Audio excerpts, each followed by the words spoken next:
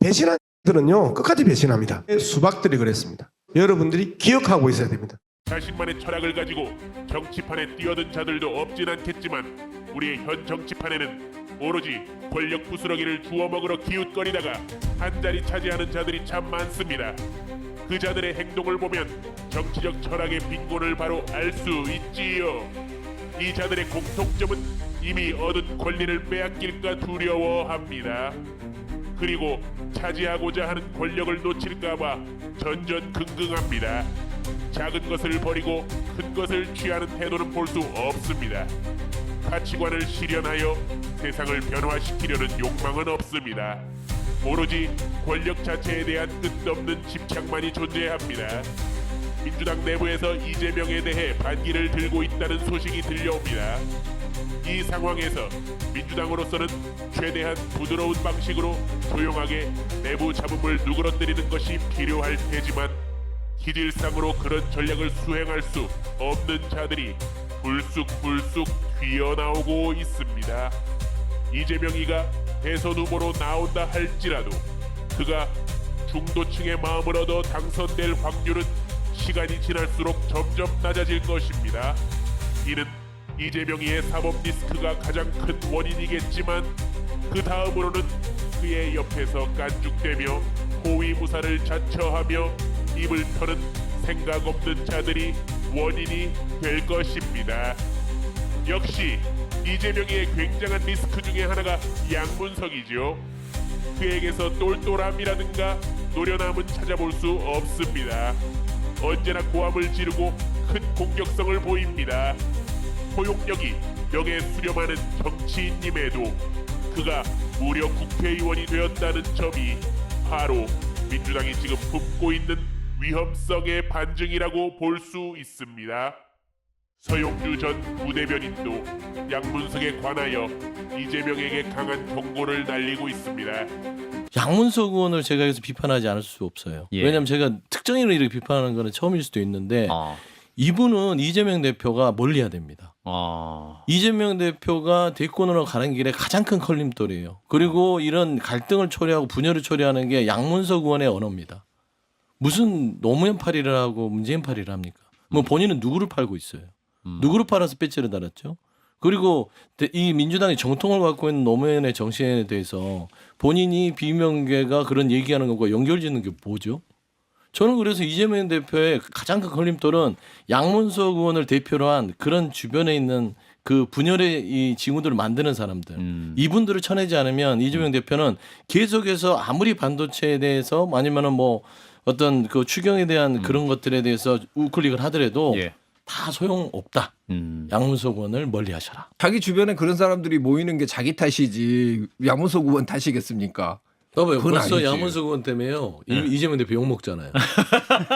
그렇잖아요. 아니지. 양문석 의원이 그런 말 안 하면 이재명 대표 욕 먹을 일이 하나 더 주는 거야. 그리고 노무현 대통령의 정신을 민주당에서 비하를 한다는 것은 이분 민주당에 있을 자격이 없어요. 노무현의 정신은 민주당의 가장 뿌리 깊은 김대중 정신과 더불어서 있는데 노무현 대통령을 비하하고 노무현 대통령을 그렇게 폄하하는 발언들을 하면서 민주당이 배지를 잡고 있다는 것은 아니 뭐 민주당은 이미 이재명이 아버지라며. 아니 그거는 봐봐요. 벌써 이 양문석 의원만으로 이재명 대표가 또 아버지가 조롱하고 있는데 있는 뭐가 더 겁니다. 필요해. 그래서 저는 이런 부분들의 언어들을 예. 주변에서 잘 알겠습니다. 성격 있게 써야 된다. 양문석의 뒤를 이어 다음으로는 최민희 의원입니다. 여자 양문석이라고 해야 할까요? 비명계가 움직이면 자신이 당원과 함께 죽일 거랍니다. 이건 정치인의 언어가 아닙니다. 너무도 살벌하지요. 이재명이가 설사 대선에 나온다 하더라도 분명히 낙선합니다. 그리고 최민희는 단연코 최고의 낙선 공신 중 한 명이 될 겁니다. 어떤 판결이 나오느냐가 중요한 게 아니라 핵심은 민주당이 분열하느냐 아니냐입니다. 이미 일부 언론이 민주당에 숨죽이던 비명계가 움직이기 시작했다. 움직이면 죽습니다. 제가 당원과 함께 죽일 겁니다.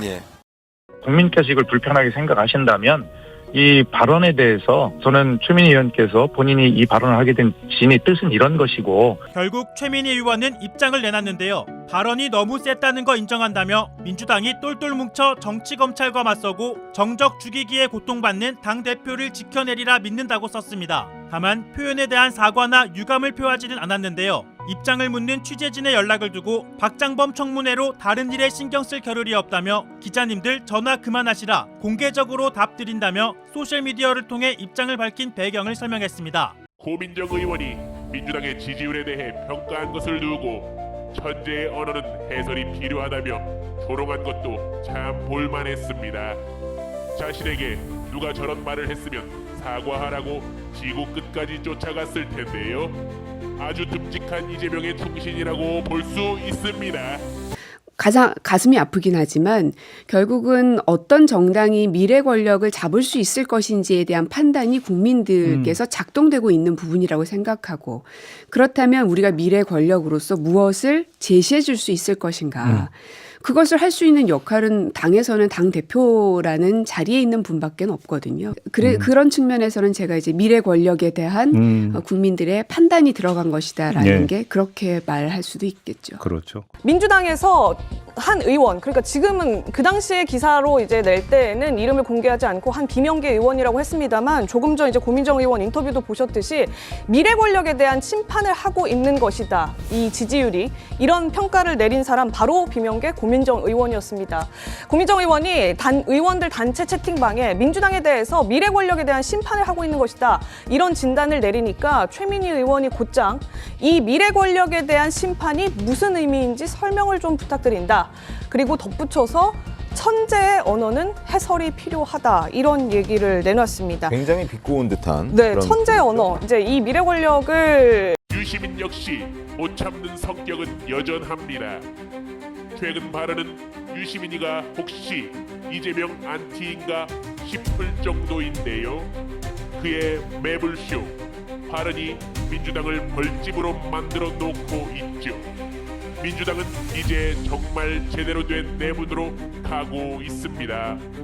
유시민 전 노무현 재단 이사장, 이틀 전 비명계 대선 주자를 전방위로 평가절하했지요. 비명계와 국민의힘이 동시에 일극 체제를 옹호하냐며 전방위 비판을 쏟아냈습니다. 정현주 기자입니다. 자기 자신의 역량을 넘어서는 자리를 이미 하셨잖아요. 책 많이 읽으시고 유튜브도 많이 보시고 그렇게 사시기 바라고요. 유시민 전 노무현 재단 이사장의 지적에 김부겸 전 국무총리가 나섰습니다. 유 전 이사장에게 충고 고맙다며 책 한 권을 꺼내듭니다. 이런 책들 요즘 많이 나오네요. 이런 좀 제대로 읽어보도록 그렇게 하겠습니다. 유 작가 여러 가지 충고 고맙고 정말로 열심히 살겠다 하는 약속 드릴게요. 해당 책은 독재자가 될 가능성이 큰 극단주의 포퓰리스트가 어떻게 민주주의를 파괴하는지에 대한 내용을 담았습니다. 이재명 대표 중심의 일극 체제를 옹호하는 유 전 이사장을 애둘러 비판한 것으로 해석됩니다. 유시민이 의견에 고민정이 발끈하자 이제는 하다하다 김남국이까지 출격합니다. 이재명은 집안 단속을 안 하는 건가요? 김남국이는 그냥 사라져 있는 게 민주당에 도움이 될 텐데 말이죠. 입틀막이라는 표현까지 쓰면서 그렇게 비판을 했는데 이거는 너무 지나친 모욕적인 발언이죠. 누가 그 민주당 내에서 다른 말을 하는 것을 막았습니까? 방송을 보다가 김재섭 의원의 한마디에 빵 터지고 말았습니다. 역시 모든 것은 업보로 돌아오기 마련입니다. 유시민이나 이재명이는 그런 진리를 알지 모르겠습니다. 국민의힘 김재섭 의원은 유시민 뇌가 썩었다고 직격했습니다. 이재명 유일체제에 도전하는 모든 이들을 절멸시키려 한다며 스스로를 자유주의자라 칭하며 전체주의를 경멸하더니 정치적 야욕으로 뇌가 썩어버린 것 같다고 비판했습니다.